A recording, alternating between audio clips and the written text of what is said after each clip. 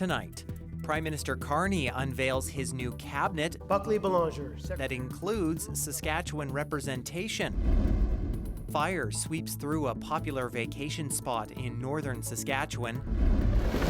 And one program's goal to clean up the community while giving people a job. This is CBC Saskatchewan News.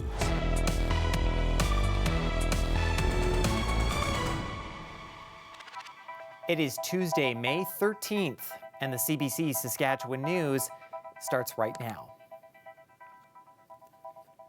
I'm Ethan Williams. Thank you for joining us. Prime Minister Mark Carney has unveiled his new cabinet in a swearing-in ceremony at Rideau Hall in Ottawa. It's made up of 28 ministers and 10 secretaries of state and includes a mix of veteran MPs and some new faces. Evan Dyer has the details. Ready to go. For most of the ministers named today, this was a case of back to work, but there were some new faces and many lateral moves. Two of the most fraught portfolios will go to cabinet newcomers, housing and energy. Former Vancouver Mayor Gregor Robertson will be the new housing minister. Vancouver is widely considered to have Canada's worst big city housing struggles, possibly making its former mayor a controversial choice. Ontario MP Tim Hodgson will take on the energy portfolio, with Western frustration over the lack of pipelines at an all-time high. Canadians elected us with a mandate for change. So there is a great deal of change in this cabinet. But there's less change around the most important issue Mark Carney was elected to deal with: Trump trade, tariffs, and annexation threats. People who accompanied Carney to the White House last week will mostly remain engaged, but in different posts. David McGuinty will go to defence with a mandate to rapidly grow the armed forces. Melanie Joly goes from foreign affairs to industry. She'll be replaced as foreign minister by former defence minister Anita Anand. There are no fewer than 3 trade ministers. Dominic LeBlanc will remain engaged on US-Canada trade. Chrystia Freeland, unpopular with the Trump administration, will be in charge of internal trade in Canada. And Ontario MP Maninder Sidhu will oversee Canada's trade with the rest of the world. Finance, traditionally considered the top role in cabinet, goes to François-Philippe Champagne, who's held the foreign, trade and industry portfolios.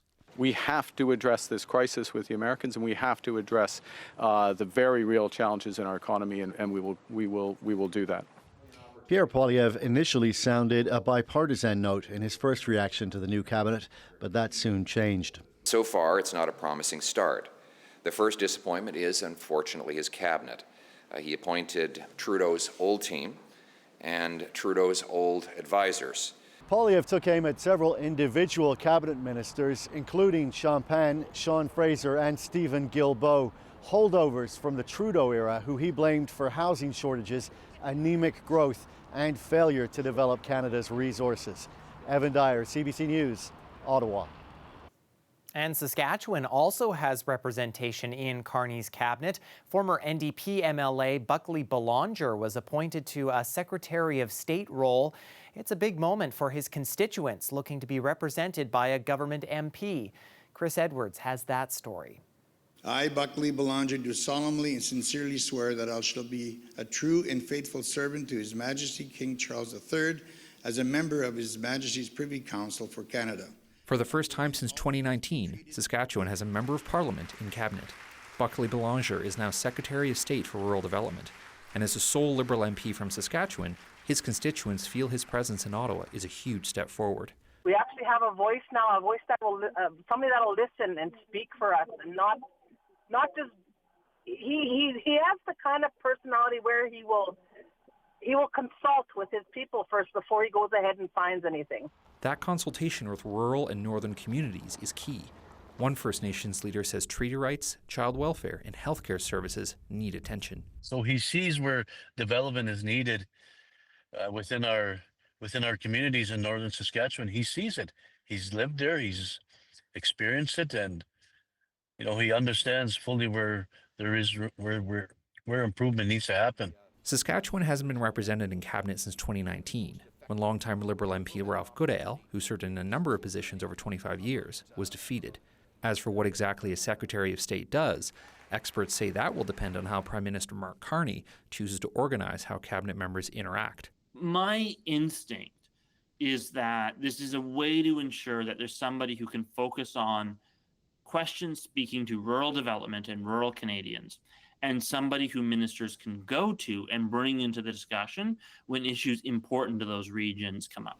Belanger will be joining 9 other secretaries of state in Ottawa and begin working with the 28 other cabinet ministers. Chris Edwards, CBC News, Regina. A picturesque park in northern Saskatchewan is under threat from forest fires burning in the area. The fire in Narrow Hills Provincial Park, about 130 kilometers northeast of Prince Albert, is now under control, but the park remains closed until the end of the month. At one point Monday, the fire was nearly 15,000 hectares in size. The Saskatchewan Public Safety Agency says a private cabin and 2 outbuildings burned in the fire, and the owner of a lodge within the park says she's still concerned the fire could reach her business.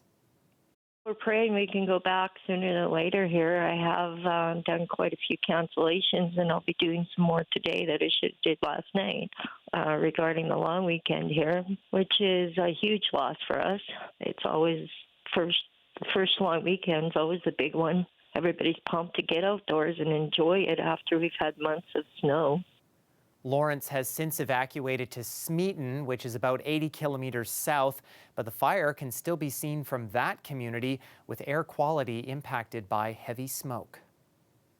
An initiative in Saskatoon is helping to find work for people who've had trouble with the law. The Saskatoon Wellbeing Employment Enterprise Program, or SWEP, works in partnership with the city and Quint, a community nonprofit.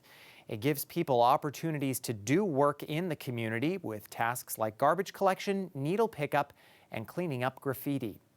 I think what we are able to do with this program is to engage with folks who might otherwise have there's no prospects out there for them. The nature of their offenses in the past or some of their current struggles makes it really, really easy to lose hope. And they can think like, there's nothing out there for me. There's no chance I'll be able to get a shot. Because we have such a diverse mix of folks from a variety of different backgrounds, of all genders, folks here feel like they can genuinely find a community among the other people who work here. If they were to get a job in another more mainstream employer, they may be the only person who come from their background or experienced what they experienced. Here, it's very much like a family environment we try to create because everybody here has struggled with something in their past, and they can see in each other support, almost a sense of, like I said, extended family, and they come to work every day, and they may still occasionally struggle, but they know they're surrounded by people who understand and who will support them through it. And I think I think generally speaking, the folks that we've brought in who often are exiting corrections or are managing addictions, once they realize they have a safe place here, you genuinely start to see people start to dream. Maybe I can get a house. Maybe I can save up for a car. Maybe I'm interested in seeing if I can get a career in the trades maybe. So what this has really kind of, I think, allowed some people to do is imagine a future for themselves that's a positive one. Well, most custody disputes in court usually involve children, but a recent decision from a Regina judge involves a little black pug named Charlie and his vaccination status. Dan Zakreski breaks it down for us. Meet Charlie. Cute, right? Well, he's the center of a heated custody battle with a twist. It started when a former Regina couple went to court. They were fighting over who would get to keep their little black pug. Now, the couple paid $800 for Charlie and shared canine custody until last year. That's when the woman decided she wanted to keep him full-time. Like most custody disputes, there was lots of barking back and forth over who would take better care of Charlie. In his decision, the judge said these cases tug at the heartstrings. He said both people loved the dog, took care of it, and shared the cost of raising it. But there was a deal breaker. The guy refused to get Charlie vaccinated. He sent a letter to the vet saying, stick with the annual checkups. No shots for rabies, parvovirus, distemper. And that tipped the scale. The judge said this was now a health issue. It put Charlie, other dogs, and people at risk. The judge awarded the woman full ownership of Charlie, conditional on her paying her former partner $400, half of what it cost to buy Charlie. Dan Zakreski, CBC News, Saskatoon. Well, it is not the dog days of summer just yet, but it has sure felt like it these last few days. And it was another good one Tuesday to get outside with your dog, like some of these folks at the dog park in Regina. The summer-like weather, though, not going to last. We will finally get the spring-like rain that we have been longing for, and some of us may be feeling a little more like winter as the long weekend approaches. Riley Lachuk has all the details in his forecast after the break. Stay with us.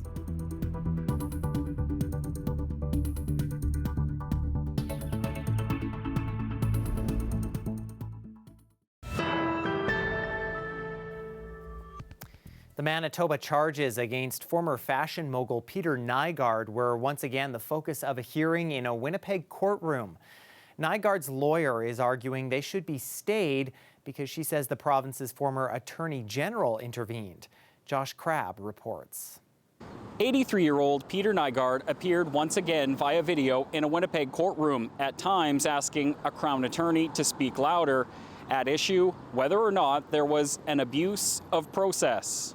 It stems from when former Attorney General Kelvin Goertzen asked Saskatchewan for a second opinion after Manitoba prosecutors decided not to charge Nygard. In court, Crown Attorney Charles Murray argued Goertzen was honoring and respecting the community's sense of justice. A case like this, one that's high profile, it's important to get it right, Murray told court. That's what the Attorney General was trying to do because it was already on public display. The files of 8 women who said they'd been assaulted by Nygard were sent to the province's Justice Ministry for review in December 2020. In mid-2021, prosecutors decided not to lay charges. Then, the review in Saskatchewan resulted in Nygard being charged in 2023 with sexual assault and unlawful confinement involving one complainant. Nygard's lawyer Jerry Wiebe told court her client was treated differently. She argues the minister was responding to political pressure, media attention, and that the decision to ask for the review was unprecedented. It's a violation of the rule of law on its face to treat one person differently than you treat everyone else, simply because their case is high profile, Wiebe told court Monday. There's no denying that every day Crown opinions are given in sexual assault cases, that there is no reasonable likelihood of conviction. The only difference here is that one is in the media and one is not. Wiebe wants Nygard's Manitoba charges stayed. Murray says he's presumed innocent and will be fairly tried. It's simply a decision where he does have to answer to charges and that the victim is going to get their day in court. Goertzen has said he stands by his actions. The judge has reserved a decision in the matter. No date has been set. Josh Crabb, CBC News, Winnipeg.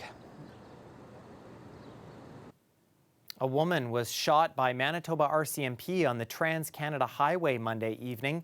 It happened northwest of Carberry after drivers reported a person walking in and out of traffic. Police say the first officer who arrived found a woman acting erratically, climbing onto vehicles, holding a knife. The woman was shot when she approached the officer with the weapon after repeated demands to drop it. A 54-year-old from the RM of North Cyprus Langford was taken to hospital in stable condition.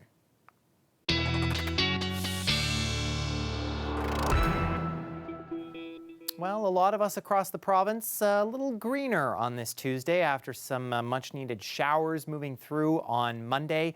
And it looks like there will be more of the rain in the forecast. We go now to Riley Lachuk with the latest.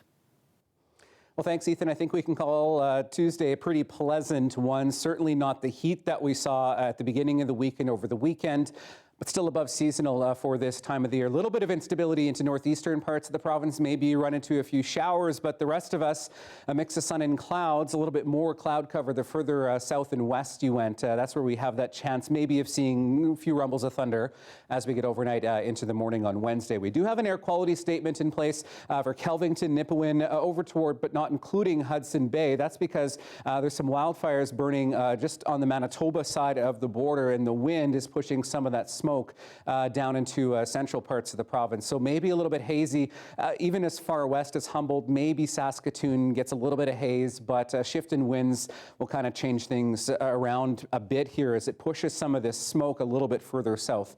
So just bear in mind that as we head into Wednesday, tapering off, could see a few hazy moments as we get through the day. Look at your afternoon temperatures, 18 in Regina, pretty seasonal for this time of the year. Saskatoon outlook both at 20s, North Battleford also at 20, 15 in La Ronge. A far cry from some of those 30-degree temps that we saw Sunday into Monday as things start to regulate. And that will bring with it a little bit of instability as we get toward the end of the week. Some much-needed rain coming for parts of the province. As we start Wednesday, some cloud starts to build in, so a bit of a mainly cloudy start for places like Regina, Saskatoon, Hudson Bay, Prince Albert. A sunny start as we get into Wednesday. You do see, though, along the international border, our next weather maker moving in. This will bring more of a steady rain as we get overnight into Thursday, particularly onto the western side of the province, or the eastern side of the province, where I think we do have the potential of seeing even up to 50 millimeters of rain by the time we get to the weekend. This is an area of low pressure moving up from the States. Mainly stays Manitoba side, but this eastern edge of the province could get hit with a little bit of rain as we get toward the end of the week here. In terms of amounts, Regina, Saskatoon, maybe 1 to 3 millimeters, but you see by the time we get even into the afternoon on Thursday, looking at some of these darker greens for places like Moosomin, into Estevan, for example. So yes, some rain coming. Do keep that in mind as you plan toward the May long weekend here. Waking up on Wednesday morning, 7 degrees in Regina first thing, 7s along the western edge of the province, 6 in Saskatoon first thing. We'll try for 12 tomorrow in Regina, mostly cloudy skies, peaks of sunshine, maybe a couple of showers out of some of that cloud cover. But Thursday, Friday is when we're looking at periods of rain to start the long weekend. Then we get some sunshine back for the weekend before we see a chance of showers again on Tuesday. Into Saskatoon, some sunshine with some cloud mixed in. For Wednesday, 19 degrees. Your best chance for some showers, albeit slim, comes on Friday at 16. And Ethan, we keep a mix of sun and clouds right through the long weekend. Okay, thank you, Riley.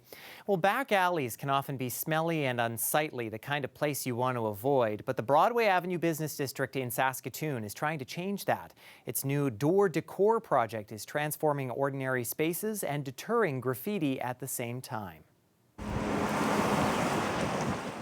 So welcome to Broadway's Alley Gallery Door Decor. We're going to take a little walk behind the scenes here and I'm going to show you some of the artwork. We decided to launch the Door Decor project and we put a call out to artists and basically asked for submissions of ideas on what would look very unique and fun and funky on a door behind Broadway Avenue. And it was amazing. We actually received over 70 submissions and we had a panel that adjudicated the submissions and narrowed it down to the top 10. So that's what we have here today. So this piece here is called Maisie Daisy and it's by Jane Reve McWhirter. Jane is a visual artist from Saskatoon. Maisie Daisy's theme is really unique and it's all about Broadway. So it's about a morning on Broadway. You can see the pigeons and the Broadway signage and then of course our signature poster barrels here. And Maisie's just kind of a fun, whimsical character that sort of embodies the essence of Broadway. By installing these pieces of art, it encourages people to take a walk behind the scenes, experience something new, and it also makes it feel a little bit more used, a little safer, more attractive, and quite frankly, the art installations deter the graffiti that comes along with being in the back alley. And it's been studied that graffiti artists do respect other artists' work, so they're less inclined to tag artwork, and these are actually coated with an anti-graffiti coating, so it makes it easier to remove the graffiti from them if they were tagged. Lots of really good feedback. I think our board is excited about it, and it wouldn't be surprised if we did a phase 2 somewhere down the road.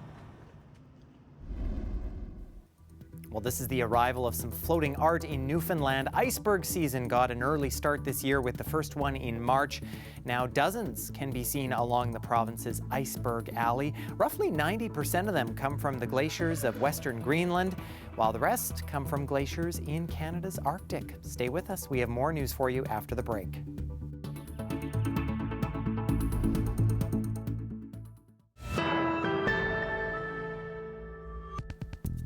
Welcome back. Saskatchewan Roughriders training camp continues in Saskatoon.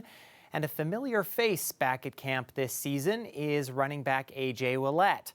A hip injury last season significantly limited Ouellette's playing time in his first year with the Riders. The running back played just 8 games total, less than half the entire season. But now, a healthy and slimmed down Ouellette has come to this year's training camp. He is about 30 pounds lighter after taking part in a diet challenge at the sports performance facility that he owns back in his home state of Ohio. He says the new physique should pay dividends. I mean, after I got going, I realized I was getting a little bit faster, a little bit quicker on my feet. So, yeah, it's going to help out with the game, keep me on the field longer.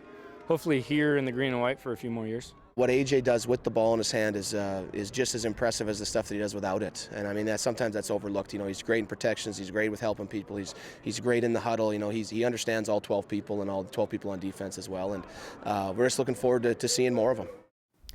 And the Riders continue training camp all week at Griffith Stadium in Saskatoon. The first preseason game is May 24th in Winnipeg. They kick off the regular season at home against Ottawa on June 5th.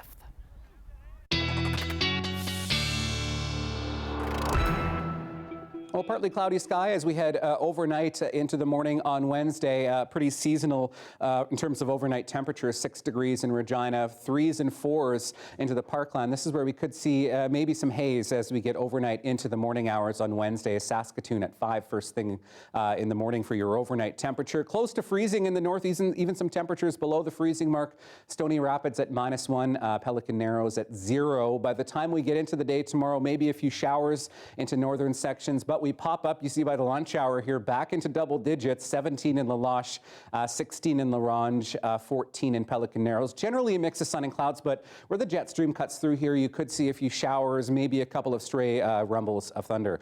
Into southern sections, some showers moving through as we get through the day. Good chance we'll see some of that into Regina into the afternoon. Otherwise, temperatures fairly seasonal for this time of the year, actually a little below seasonal for the Parkland. Yorkton at 9, Wynyard at 12, Saskatoon will get to 18 by late afternoon. All right, thank you very much, Riley. And that is it for us. For more news anytime, of course, you can always head to cbc.ca/sask or subscribe to the CBC Saskatchewan YouTube channel. And you can also download the CBC News app on your smartphone or tablet. Thanks so much for watching.